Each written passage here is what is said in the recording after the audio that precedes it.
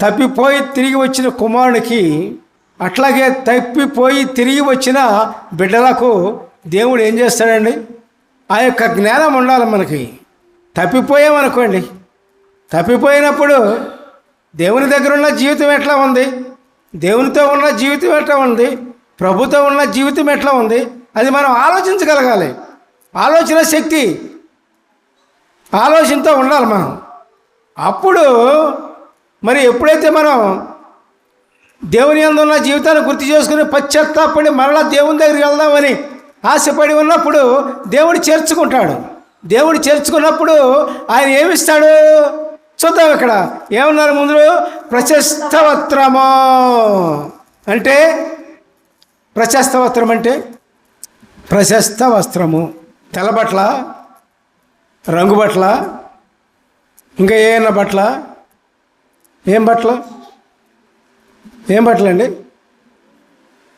ప్రశస్త వస్త్రము అంటే నీతి వస్త్రము. Hallelujah, praise the lord, praise the lord. నీతి వస్త్రాన్ని మనకిస్తాడు. నీతి జీవితాన్ని మరలా ఆయన ఇస్తాడు. నీతి జీవితాన్ని మరి ప్రభువు మనకిచ్చి నీతివంతమైన జీవితం జీవించడానికి కావలసిన వనరులు మనకు కలుగు చేస్తాడు. అర్థమైందా?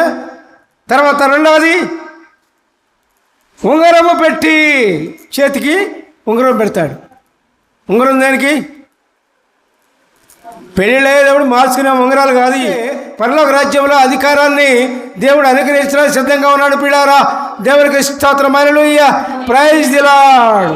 తర్వాత మూడవది, పాదములకు చెప్పులు. పాదములకు చెప్పులు అంటే ఏం చెప్పులు? అసలు మా చెప్పులు ఎందుకు వేసుకుంటారు చెప్పండి ముందు.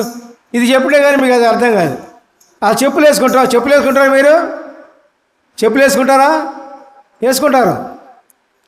మరి ఎందుకు వేసుకుంటారు మీరు? కాళ్ళకి ఏదైనా నొప్పి తగలకుండా, ముళ్ళు తీసుకోకుండా మరి ఉండటానికి చెప్పులు వాడతాం. అట్లాగే అంతకుముందు మనం చేసిన పాపాలన్నీ కూడా దేవుని దగ్గర రావటంలో రద్దయిపోతాయి.